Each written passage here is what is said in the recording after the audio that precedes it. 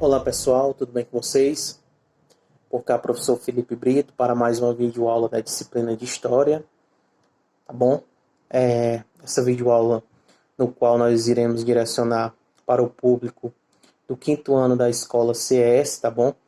Quero aqui de antemão abraçar todos os meus queridos alunos, onde infelizmente nós não podemos estar juntos nesse período de quarentena, devido a essa grave crise que todo mundo já sabe aí as proporções a qual ela se encontra, causada pela essa pandemia do coronavírus, mas nosso conhecimento, a busca pelo conhecimento, ela não pode parar. Nesse sentido que através dessas videoaulas a gente procurará, né, dar as orientações para que a gente possa dar prosseguimento no nosso processo de ensino e, consequentemente, no nosso processo de aprendizagem, tá bom? E é partindo desse ponto, pessoal, que hoje nesta videoaula nós vamos abordar a questão aí do capítulo 3 do nosso livro de História, tá bom? Do quinto ano, que nós vamos falar um pouquinho a respeito dos diferentes formas de registro da história, tá bom?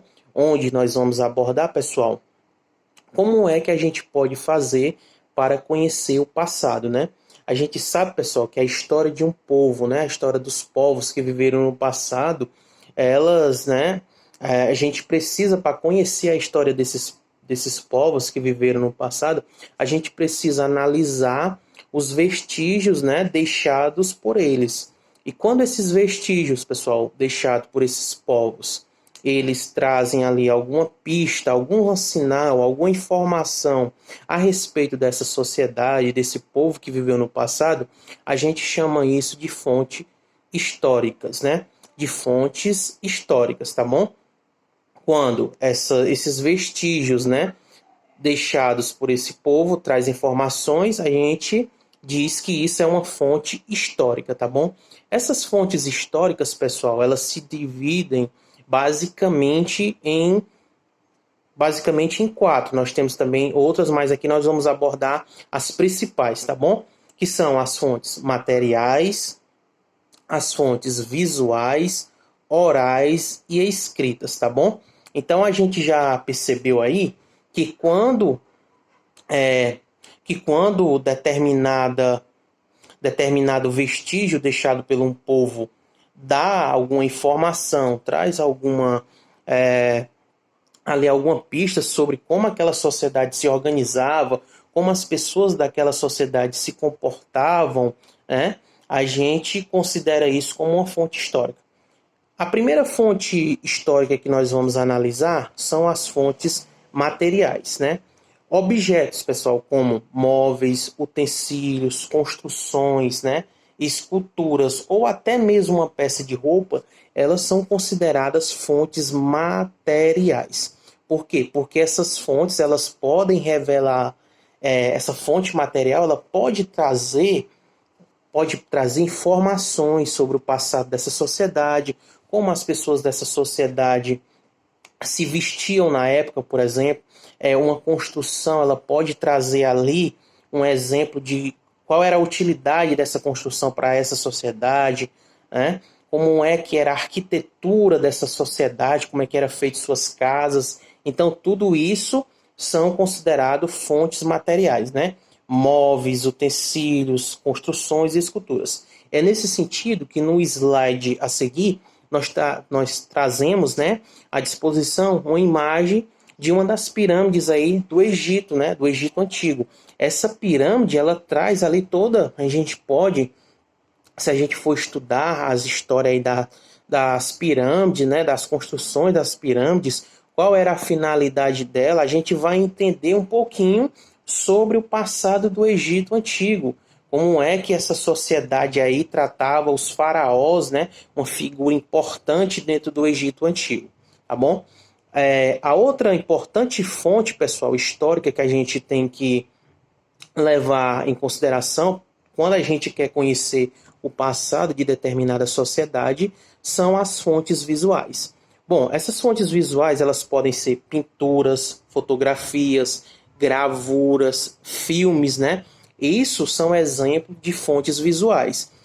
No slide aí, a seguir, eu trago uma imagem, né, uma fotografia do centro da nossa cidade, cidade de Chaval, no finalzinho da década na década de, precisamente o ano 1987, tá bom? Finalzinho da década de 80. Então, essa fotografia, ela revela como é que era ali o espaço urbano da nossa cidade naquela década, né? Como é que as pessoas se vestiam naquela época, a gente pode perceber aí, né? Como é que era a feira naquela época, onde é que as pessoas se concentravam ali para realizar as compras. A gente sabe que o centro da nossa cidade concentra aí a questão da feira, né? Feira livre, onde atrai milhares de pessoas, né? Aqui da nossa região e até de outras cidades vizinhas, tá bom? Então, essa fonte visual, essa fotografia, nos revela ali como é que era o centro urbano da nossa cidade no finalzinho da década de 80, tá bom? Passando o slide, nós vamos ver, pessoal, que nós temos outra importante fonte histórica, que são o quê? As fontes orais. Quando você pega lá o relato de uma pessoa, uma entrevista, né? Isso é considerado uma fonte oral. Por quê? Porque você, por exemplo, vai pegar aí o seu avô, né? Você vai conversar com o seu avô, me conta uma história lá do passado relacionada à cidade de Chaval. O seu avô, pela experiência, né? Pelo tempo de vivência dele, ele tem algumas histórias, ele pode conhecer algumas histórias relacionadas à nossa cidade, né? Sobre a vida dele. Então, essa forma, né, essa expressão oral, ela é considerada uma fonte histórica, tá bom?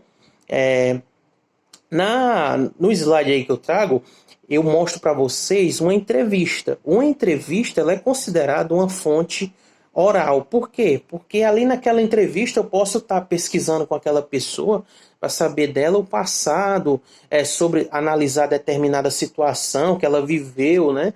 Então, essas fontes orais, elas também são importantíssimas, consideradas uma importantíssima fonte histórica, tá bom? Que a gente pode aí conhecer o passado de determinada situação e também de determinada sociedade, tá bom?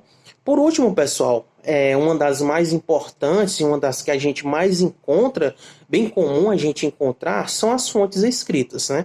As fontes escritas, elas são cartas, livros, textos diversos, né? Esses relatos escritos, eles são considerados importantes fontes históricas, como é o caso, pessoal, né, da Bíblia Sagrada, né? Ela é uma fonte histórica, uma fonte escrita muito importante para a gente conhecer aí como é que se comportavam as sociedades, né, naquele período, durante o Novo e o Velho Testamento, tá bom? Então, essa fonte escrita, ela também é uma importantíssima fonte histórica que traz para nós muitas informações relevantes, tá bom?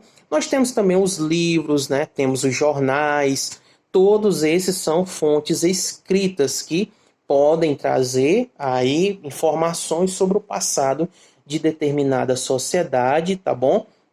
E de determinada realidade que a gente deseje conhecer mais sobre isso, tá bom? Então, pessoal, a nossa videoaula hoje foi direcionada nesse sentido, tá bom? Da gente conhecer, né? Como é que a gente pode conhecer o passado através das fontes históricas, né? E as fontes históricas, elas se dividem basicamente, aí, claro que tem outras, né? A gente focou nessas que são as fontes materiais, as fontes visuais, orais e escritas, tá bom?